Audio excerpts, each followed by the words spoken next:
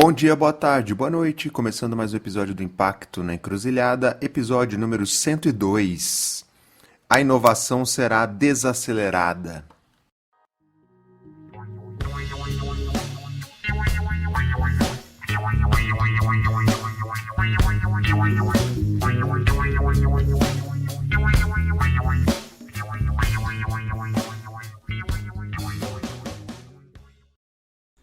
Pois bem, nesse episódio eu troquei uma ideia com a Michele Prazeres, que é a fundadora do Instituto Desacelera. Fazia tempo que eu estava tentando conversar com a Michele e trazer esse tema de saúde mental e também essa agenda da desaceleração. Fazia tempo e finalmente deu certo. Agradecer demais a Michele, o papo foi incrível. E esse episódio 102, ele se conecta com o episódio anterior. Se você não ouviu, passa lá, que é debatendo o conceito de aceleração social. Digamos que esse episódio aqui, ele é a outra face dessa discussão da aceleração de forma ampla aqui. E a Michelle destrinchou muito bem esse assunto, porque o conceito que ela traz é um conceito alemão de aceleração social do tempo.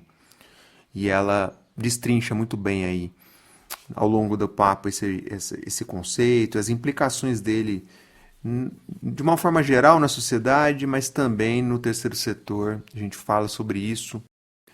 Pois bem, então acho que tem um anseio, né, uma questão estruturante por a gente estar sempre acelerado.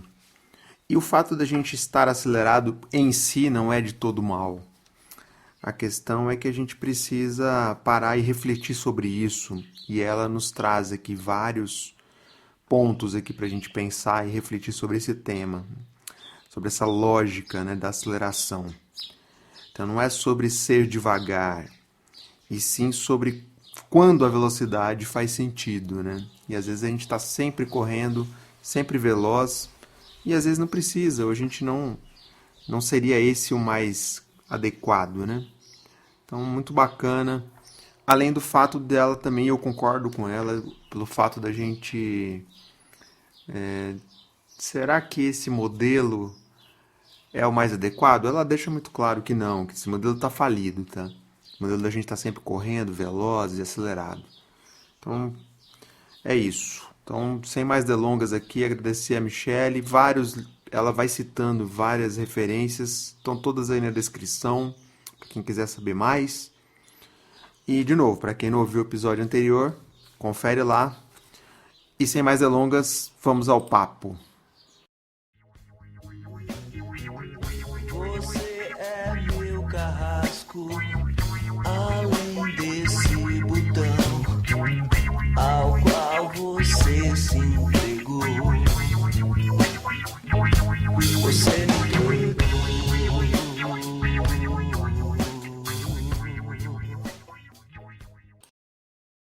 Bom, Michele, super bem-vinda. Obrigado por você ter aceito o convite. Uma alegria tê-la aqui conosco. Para começar, se apresenta quem que é a Michele. Fala um pouquinho do Instituto Desacelera. Bem-vinda. Obrigada, Fábio. Estou bem feliz de estar aqui para conversar com vocês sobre esse tema que é a minha paixão e a minha missão de vida, que é o tema da desaceleração, do descanso, da desconexão nesse mundo tão acelerado que a gente vive. As minhas melhores credenciais, né, que eu sou mãe de Miguel e de Francisco. Miguel tem 12, Francisco tem 7, e eles são os grandes mestres, as grandes forças transformadoras da minha vida, geradora de todos os projetos e processos que eu coloquei assim no mundo, tem a ver com a chegada deles dois, né? Então, essas são as minhas melhores credenciais, mas eu também me apresento como jornalista, professora, educadora, né? E pesquisadora. Durante muito tempo desenvolvi essa minha pesquisa cientificamente com vínculos, né, em universidades, e desde março desse ano fundei o Instituto Desacelera, onde hoje em dia abrigo as minhas pesquisas, e esse instituto nasce depois de pelo menos 7, quase 8 anos de atuação à frente do Desacelera São Paulo, que era uma iniciativa, né, informal, um coletivo, uma rede de pessoas, organizações e projetos que constroem o movimento Slow aqui em São Paulo. O Desacelera nasceu como um guia, depois virou uma escola, depois virou um festival, uma rede e deu início e deu origem, digamos assim, foi a semente do Instituto, né? Então, a gente pode conversar um pouquinho sobre essa história, porque a minha biografia vai se misturando com a história do Instituto e até chegar onde a gente está, onde eu estou hoje, né? Que empreendendo esse instituto de várias maneiras para promover a democratização do cuidado, do bem-estar e da saúde mental no Brasil, desmistificando aí, né, alguns mitos do capitalismo, tipo, todo mundo tem as mesmas 24 horas, basta você se organizar para dar certo, a hora que você quiser você para, semana que vem você vai estar mais tranquilo, enfim. A nossa discussão tem a ver com entender a aceleração como condição e a velocidade como violência. Nossa, incrível. Obrigado mais uma vez. Acho que a gente vai ter um papo maravilhoso aqui. E, bom, a gente tá. Bom, você acabou de fundar, né, o Instituto. A gente vai falar mais à frente sobre ele, né, um pouco mais, mas assim, a gente está literalmente engajados aqui na agenda de terceiro setor, de sociedade civil, onde a gente só fala de saúde mental em datas comemorativas. Agora a gente está vivendo o Setembro Amarelo e tal, né? Afinal, as pessoas se decepcionam quando elas se dão conta de que aqui no terceiro setor também tem problema de saúde mental. Queria que você falasse um pouco mais sobre isso. Com certeza, Fábio. Assim, ontem até lancei a edição atual do nosso boletim, do Boletim Desacelera, com um dado que para mim é muito grave, né? Apesar da maior parte da população brasileira perceber a vida acelerada e sentir no corpo sintomas de que a saúde mental não vai bem, as pessoas, apenas 7% da população diz que não está bem. Então, tem um descompasso entre o sintoma e a percepção, o que para mim é muito grave, porque revela que estamos mesmo no automático e talvez anestesiados a ponto de não perceber o que está acontecendo. E isso vai fazendo com que a gente passe o limite, né? Quando a gente reconhece o limite, a gente fala, não, pera, está na hora de parar. E quando a gente está anestesiado e no automático, a gente não reconhece esse limite. E no terceiro setor, o que acontece muitas vezes é que a gente está mergulhado numa cultura de doação, né, de prontidão, de que a gente está ali por uma causa que é um fim que justifica todos os meios. Esses dias eu ouvi essa frase, né, e foi super impactante. No terceiro setor, o burnout é a missão. No terceiro setor, o burnout é a causa, né? E eu acho que a gente está, sim, acordando para isso. Eu acho que a gente está, sim, começando a falar sobre isso, ainda que a gente precise falar muito mais, porque eu acho que é um campo em que, historicamente, a gente vai adicionando alguns ingredientes que, para mim, vão agravando ainda mais esse quadro, né? Então, é isso. A gente se acha super necessário. A gente acha que se a gente descansar, ninguém vai fazer o que a gente precisava fazer. A gente tem um certo prurido de se cuidar, porque a gente quer cuidar do mundo. Então, como assim eu vou cuidar do indivíduo se eu tenho sempre que estar pensando no coletivo? A gente tem um campo que, historicamente, paga salários e tem regulamentações de gestão de pessoas e de cuidado com a integridade, né? Que sempre foram justificados de um jeito assim, a gente não ganha o que a gente ganharia no mercado, mas pelo menos a gente trabalha por uma causa. E eu acho que esses argumentos todos, quando a gente começa a viver realidades muito próximas, paralelas e até réplicas, né, da cultura corporativa, essas coisas elas terminam agravando uma situação, né, mais do que gerando, digamos assim, um campo que já foi, né, um dia, para quem está nesse mundo há mais de 25 anos, que nem nós, né? Já foi um dia, sim, um lugar onde você trabalhava com um pouco mais de tranquilidade, onde você tinha isso que as pessoas hoje chamam, né, de salário indireto, que eu acho uma bobagem, mas tinha. Então, assim, essas coisas elas já foram justificadas por um outro jeito de atuar. E aí, né, eu tenho olhado com muito carinho, com muito cuidado para as formas de financiamento, né, as formas de financiamento que financiam lá na ponta, sem grana para o desenvolvimento institucional, sem grana para cuidar das pessoas. Quando as pessoas têm que fazer um monte de projetos para dar conta da vida institucional, elas terminam não tendo condição de financiar o cuidado. E aí eu acho que é para isso que a gente precisava estar atento, né? Porque realmente em organizações, né? Cada vez mais em organizações com as quais eu tenho trabalhado, para as quais eu estou olhando e das quais eu estou perto, eu tenho visto, sim, pessoas adoecendo. Isso tem um pouco a ver com essa cultura, mas tem bastante a ver com o mundo em que a gente está, sabe? Assim, eu costumo conversar com as pessoas e aí, quando eu me vulnerabilizo, né, desse lugar do tipo, olha, eu sou uma mulher, não sou paulistana, estou aqui há mais de 20 anos, tenho 2 filhos, sou mãe solo, sou trabalhadora, não sou herdeira e a minha vida não é devagar. Então, não é porque eu cuido disso que a gente está isento desse mundo. Então, acho que no terceiro setor, às vezes, a gente acha que, como a gente está cuidando disso tudo, a gente tem algumas isenções, sabe? E é uma ingenuidade isso. A gente está nesse mundo, esse mundo está amassando as pessoas, está moendo gente.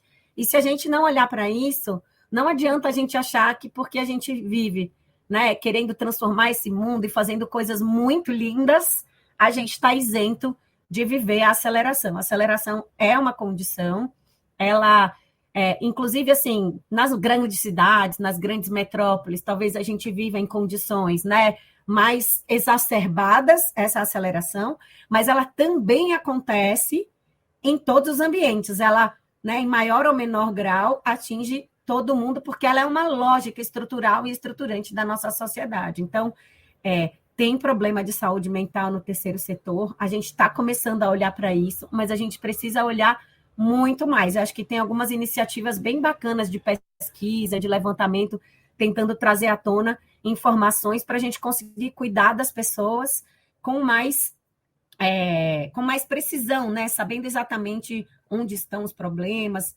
porque acho que um pensamento imediato vamos criar programa de benefício.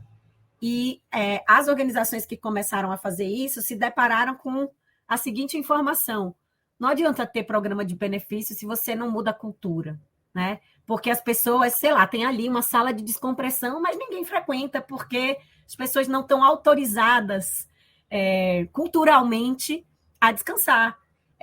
Esses dias eu estava num debate e fiquei bem impactada com uma discussão que a gente teve, um debate do movimento Cuidar de Quem Cuida, que a gente chegou à seguinte conclusão: legal, se você não tiver pactos muito bem estabelecidos de cuidado, você termina incentivando a concorrência quando algumas pessoas descansam e outras não. Então, tá bom, na nossa organização é obrigatório ter 2 horas de almoço. E aí, se você tem uma pessoa que trabalha no horário de almoço, você já está gerando uma concorrência, né? E um jeito de se apropriar daquele tempo para gerar produtividade e competitividade, que é isso, nosso campo não está isento disso, né? Então, se você não cria pactos muito bem costuradinhos, que vai ser aderido por todo mundo, compartilhado, e que todo mundo vai se sentir zelador, zeladora desses pactos, a tendência é a gente piorar bastante antes de melhorar. Então, eu tenho cuidado bastante disso nas assessorias, nas consultorias que eu tenho feito para organizações, desenhando, né, caminhos de cuidado apropriados para cada contexto, que eu acho que é um pouco a saída que a gente tem, porque a experiência me conta que não tem muita fórmula, sabe? Algumas coisas que dão certo para uma organização dão muito errado para outra, porque depende muito de como a liderança se estabelece, do porte da organização, do tempo de funcionamento, da maturidade institucional, depende de uma série de fatores, né? Incrível, incrível. E não adianta sair copiando o tobogã colorido ou o videogame, não é isso, né? Isso que você tá dizendo, muito bacana. Exato, exato. Bom, tem Sala de descompressão, exato. programa de benefício, terapia para todo mundo, sendo que sem consultar o que as pessoas realmente estão precisando, né?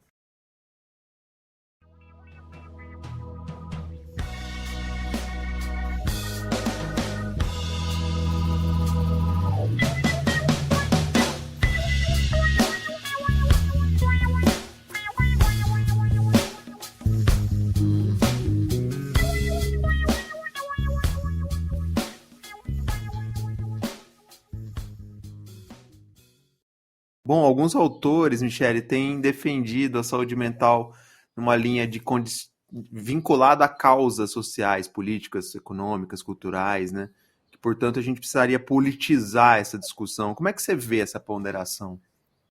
O Desacelera começou como um guia, né? Lá em 2014, 15, eu comecei essa pesquisa e quando eu falava disso, as pessoas falavam, que slow? Imagina, tipo, não tinha muita gente falando desse assunto, as pessoas confundiam, achavam que era o ser devagar.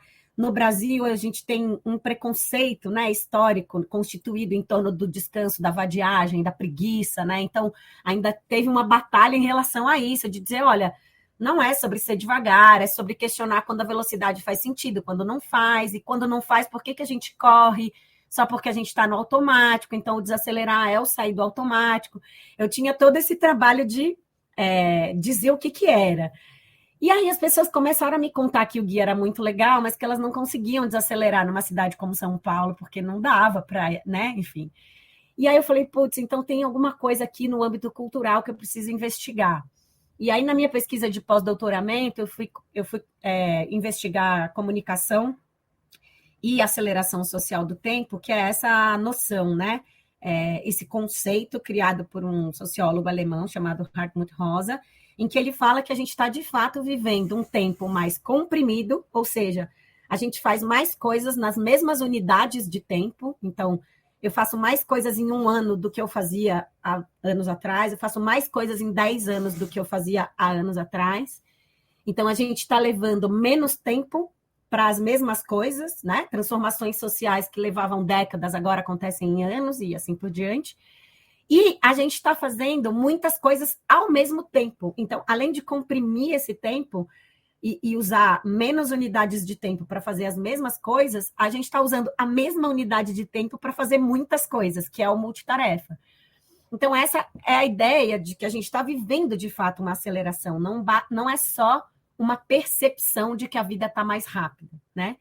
E aí, a partir dessa pesquisa, Fábio, que eu comecei a perceber, que eu né, traduzo desse jeito, falando nem todo mundo tem as mesmas 24 horas, que eu acho que é um dos mitos que eu gosto de desmantelar nas minhas palestras e nos meus cursos, que é essa história que eu chamei de cronomeritocracia, né? Então, essa ideia de que basta você se organizar no tempo, de que o tempo é um recurso, quando na verdade a gente sabe que não é, de que basta você alocar bem as suas tarefas, conseguir priorizar.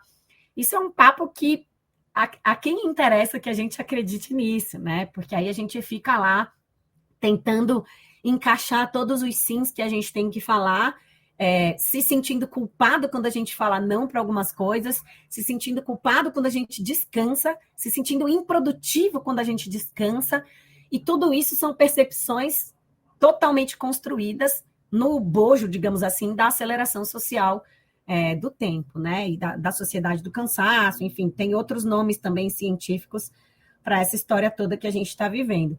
E é isso, na minha pesquisa, eu chamei de cronomeritocracia essa ideia de que a nossa experiência temporal, ela é também atravessada pelos marcadores sociais, num contexto desigual como o Brasil, pelos marcadores sociais de desigualdades. Então, é muito fácil você dizer que todo mundo tem as mesmas 24 horas quando você é uma pessoa, sei lá, que tem dinheiro de família, ou que mora na região central da cidade, que não anda de transporte público, ou que não cuida de ninguém, ou que, enfim, você vai acrescentando esses marcadores sociais e você vai vendo que o tempo das pessoas não é o mesmo, né? Então, acho que essa ponderação que eu trago, por isso que o Desacelera, o Instituto, nasce com essa missão de democratizar o cuidado, o bem-estar e a saúde mental, porque ao longo desses anos de pesquisa, o que eu fui percebendo é que essa agenda é uma agenda que, ok, as pessoas já perceberam que a gente precisa falar de saúde mental,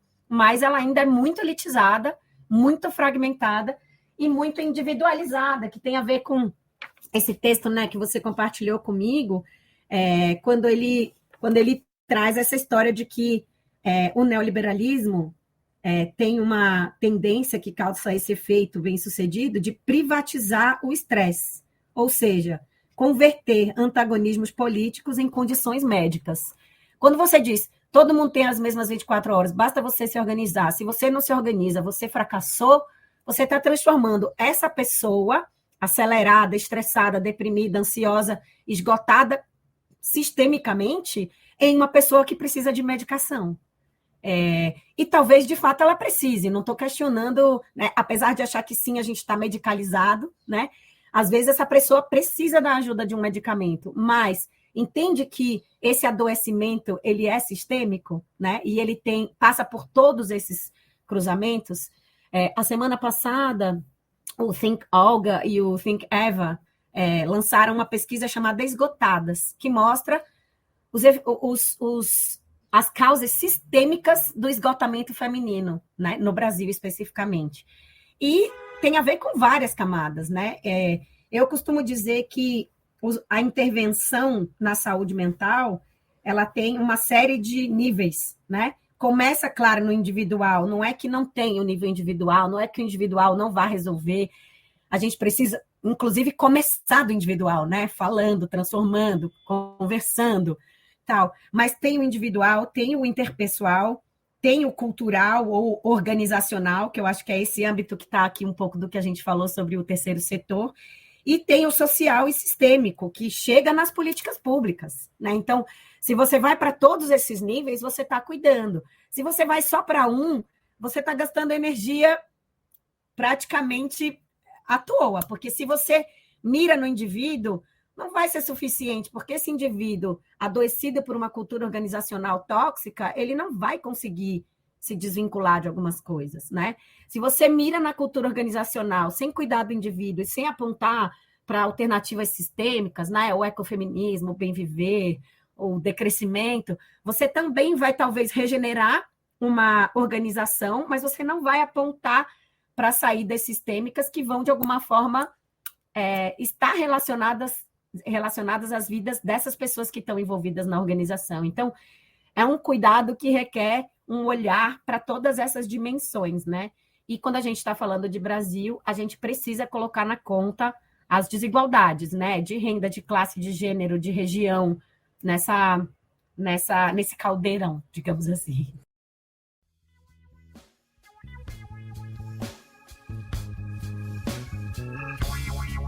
Ante esse microfone, estou rindo pra você, com seu machado na mão. Dentro desse aparelho ao qual eu me entreguei.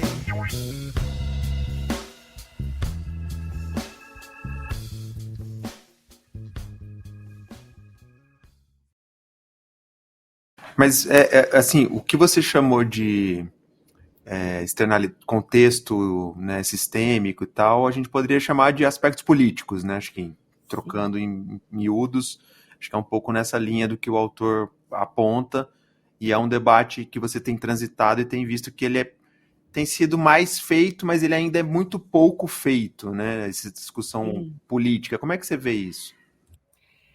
Eu acho que eu quero ser poliana e acredito, se eu não acreditasse, eu não estava aqui, né? Então, assim, eu quero crer, por exemplo, toda essa sensibilização que acontece em torno do Setembro Amarelo. Eu acho massa, sabe? Eu acho necessário. Eu acho que temos mais que fazer. O que me preocupa é que tem muita, no mundo em que a gente vive, que inclusive tem a ver com aceleração, né? Esse mundo da hiperinformação, onde muitas vezes parecer ser é mais importante do que ser de fato. Então, tem muita gente cuidando superficialmente disso para dizer que cuidou, para parecer que cuidou. E até esses dias também problematizei, né, a criação das diretorias de felicidade, setor de não sei o que nas empresas, porque eu acho que a gente não pode encapsular essa conversa. Essa conversa, ela perpassa... É o dever do gestor, no final das contas. E aí, quando você cria um departamento para cuidar disso, para mim me soa mais marketing, com todas as ressalvas, porque às vezes tem marketing super do bem, né?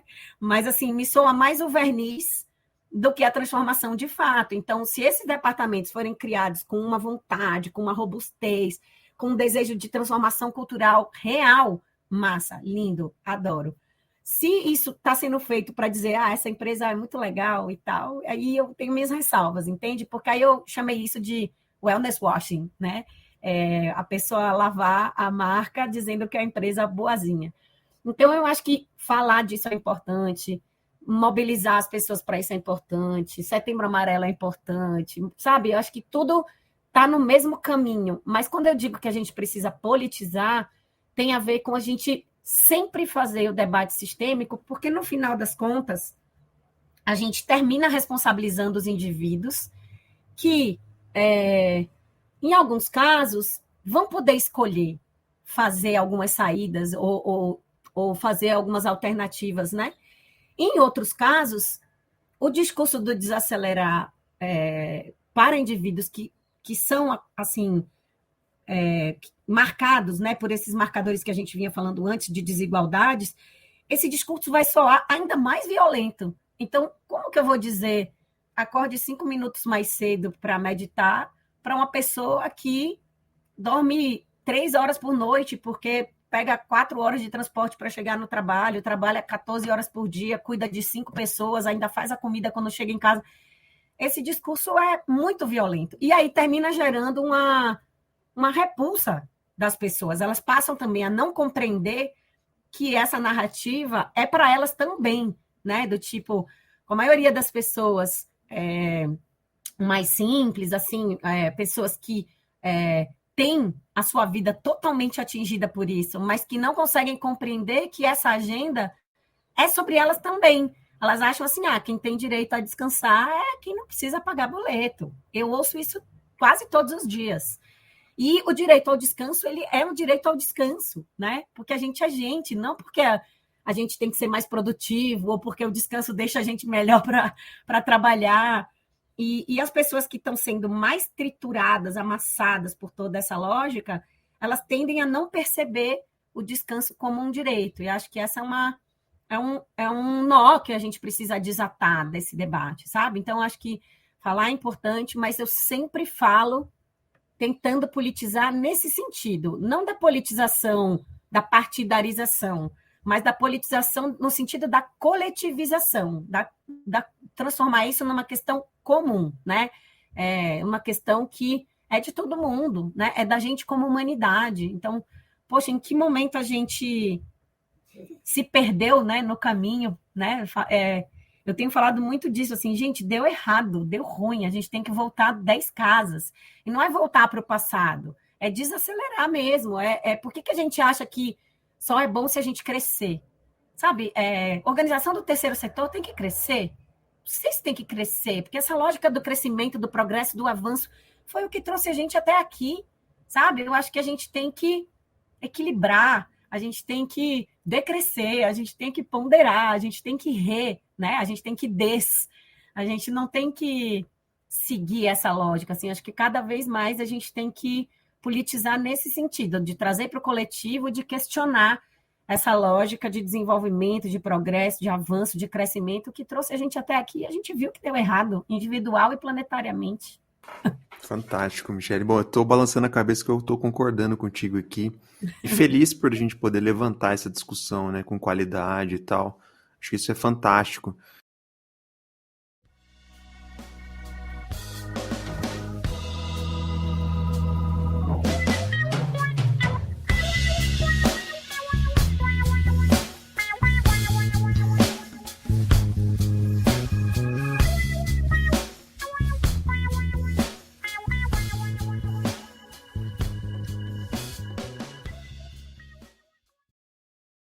Bom, no episódio anterior, o link tá aí, quem tá ouvindo a gente na descrição, né, o link, eu destrinchei o conceito de aceleração social, que tá virando meio carne de vaca, né, no nosso setor.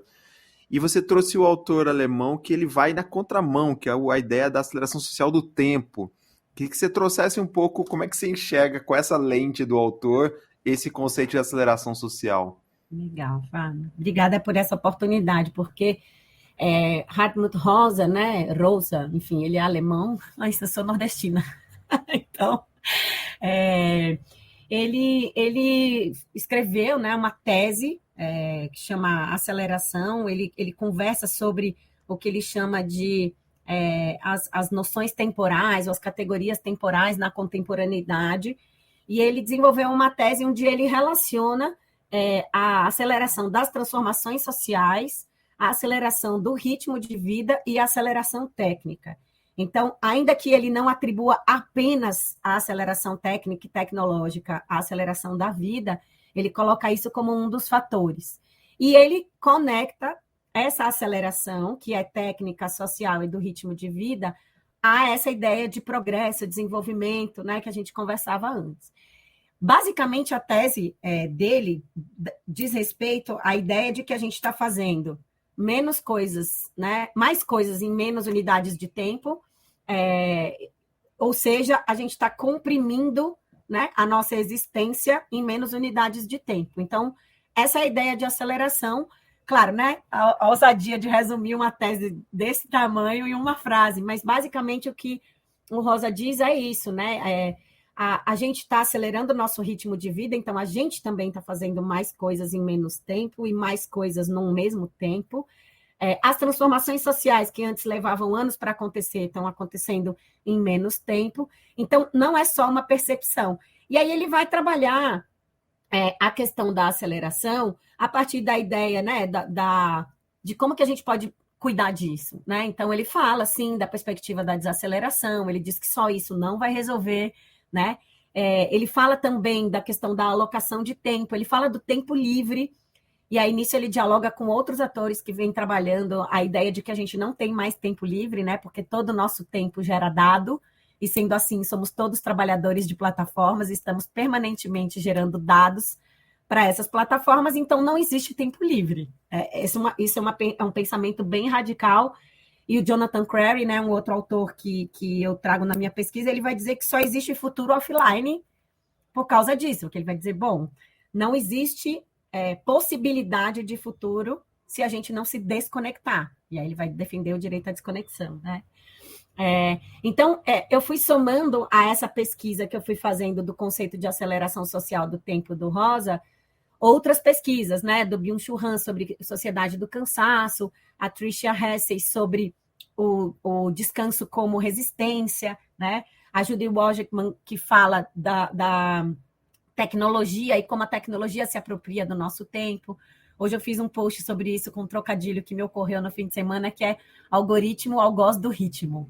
Eu fiz um haikai e postei, que é isso, a ideia de que a gente vive acelerado quando a gente está em contato com as tecnologias é uma das ideias equivocadas que a gente tem sobre isso, né? Porque a verdade é que a lógica do algoritmo ela se espraia para outros campos da nossa vida. Então, tudo que a gente tem acelerado na educação, nas infâncias, toda a ideia que a gente tem de vida produtiva, tudo isso tem a ver com uma aceleração que também tem um epicentro nas tecnologias e no jeito que a gente se relaciona, especialmente com as redes sociais, algoritmizadas, né, com as plataformas. Então, esse conceito todo de aceleração, ele para mim, ele gera uma provocação que eu preciso ser uma desaceleradora de pessoas, de negócios, de organizações. E para mim, mais do que isso, né, eu escrevi um texto uma vez que chama A Inovação Será Desacelerada, porque eu acho que a gente foi criando uma ideia de que só é possível inovar se a gente crescer, se a gente acelerar, se a gente avançar, se a gente progredir, e para mim é o contrário, né? A inovação será desacelerada porque a inovação só acontece quando a gente consegue recobrar nossa humanidade e entender o que a gente está fazendo aqui, que é estar junto, né? Assim, se a gente não entender que a gente precisa estar aqui, presente, reflexivo, pensante, sentindo, cara, a gente vai perder a oportunidade de ser gente nos nossos processos. E eu acho que todo esse empuxo à velocidade que a gente vive sistemicamente com a aceleração social do tempo, ele requer que a gente tenha saída, sim, de resistência, de desacelerar. Então, quando eu ouvi o último episódio e vocês estavam falando de aceleração social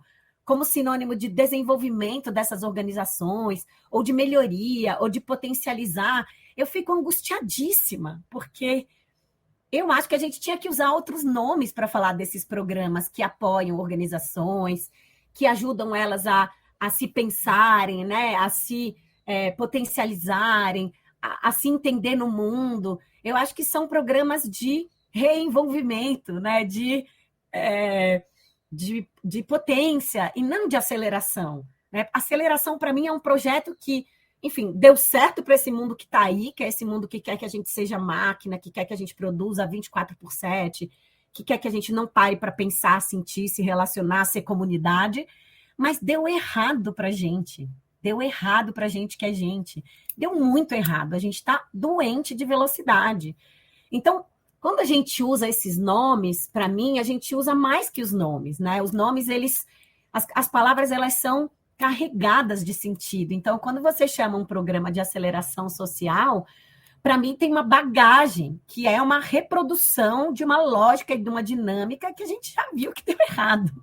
Então, eu fico provocando muitas organizações para as quais eu presto assessoria, presto consultoria, a encontrar novos nomes para as coisas bacanas que a gente faz, porque eu sinto que a gente, no terceiro setor, ou no campo das organizações da sociedade civil, ou no campo das resistências, a gente tem quase uma obrigação moral de gestar essas novas práticas, ou essas práticas de resistência com outros nomes.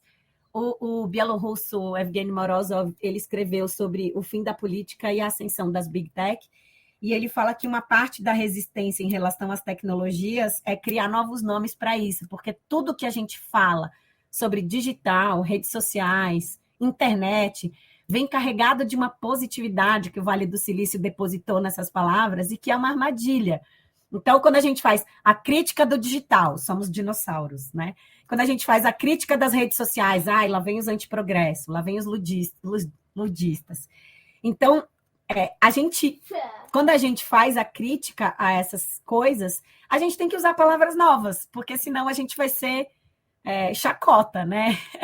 Então, eu acho que, sei lá, eu até escrevi um texto sobre isso, eu chamaria esses programas de potencialização, de impacto, de outro jeito, sabe? E eu acho que é isso. A desaceleradora de pessoas e organizações é uma grande provocação, porque na prática eu trabalho com desenvolvimento organizacional, com culturas organizacionais, mas com desenvolvimento institucional. Mas, sei lá, eu acho que a gente tem que começar a chamar isso de outro jeito se a gente quiser andar na contramão. E o Desacelera é um pouco isso, né? É um movimento contracultural para tensionar essas lógicas de aceleração que a gente viu que deu ruim, como diz meu filho.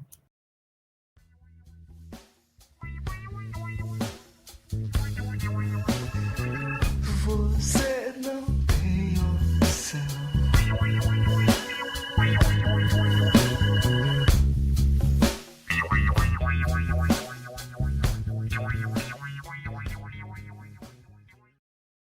Não, e eu acho que é só para sublinhar um ponto que você trouxe, com o qual eu concordo, que não é que a gente está questionando o conteúdo, a abordagem dos programas de, entre aspas, aceleração social, mas é buscar outros nomes para isso. É isso.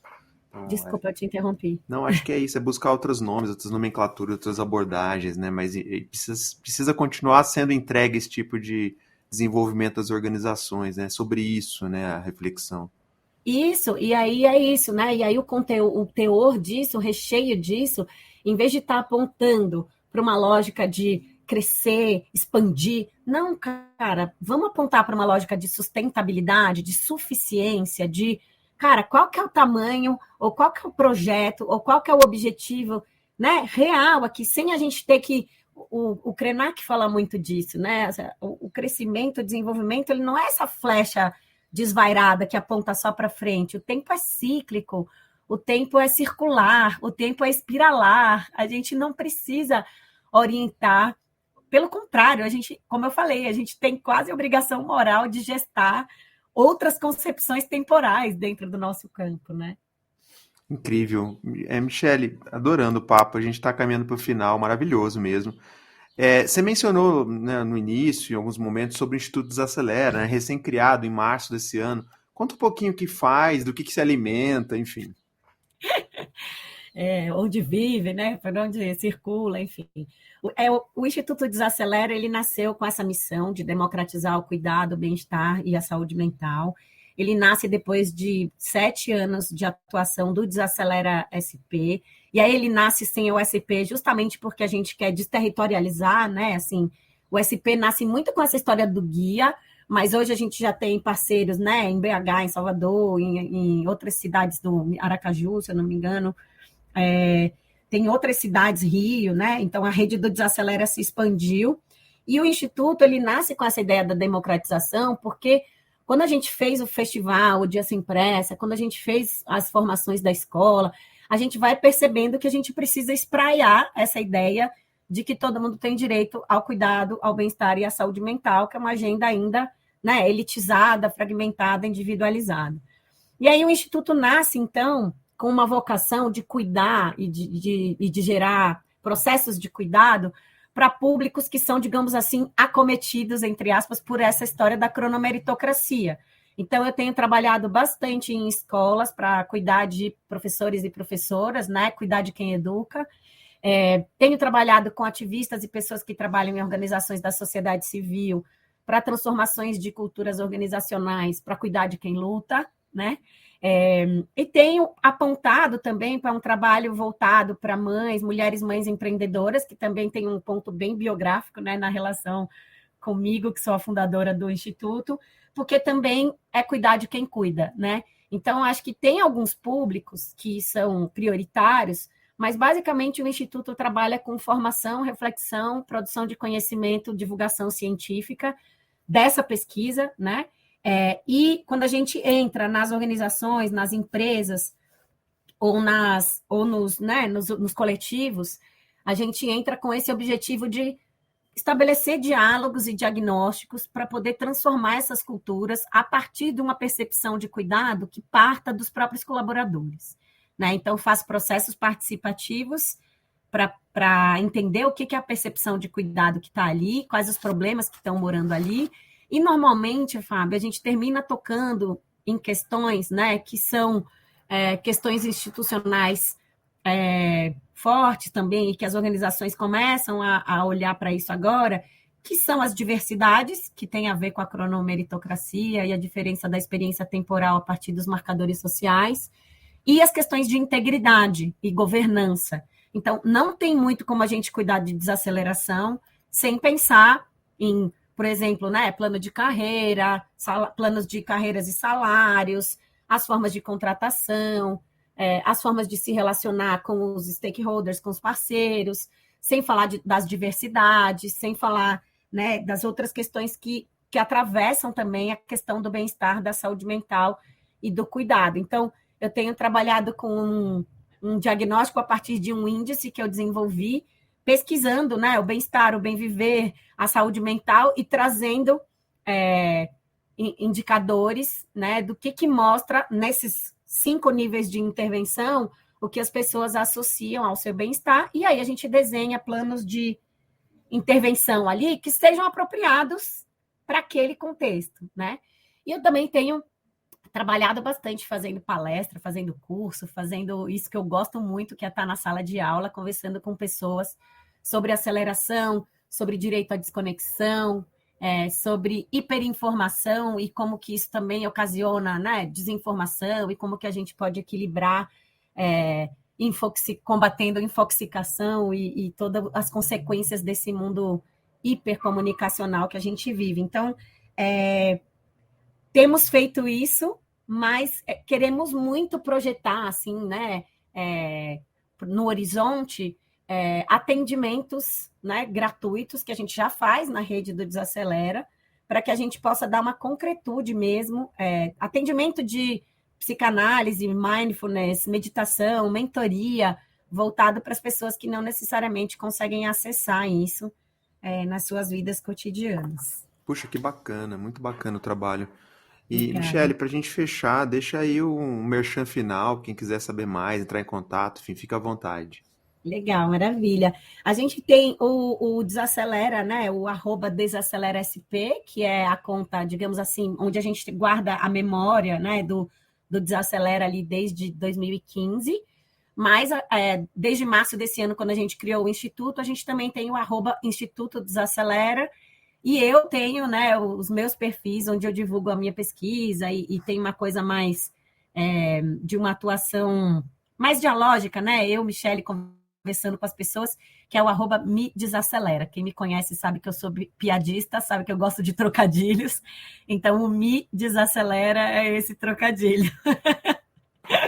Fantástico, Michele. Bom, todos esses links e que você foi citando ao longo do papo aqui estão na descrição aí. Michele, agradecer demais, foi um papo incrível, maravilhoso. Que E eu bom, descobri Fábio. você, acho que foi num outro podcast por onde você passou. Então é legal, o podcast também às vezes abre portas onde a gente nem imagina. Obrigado Com demais, certeza. adorei.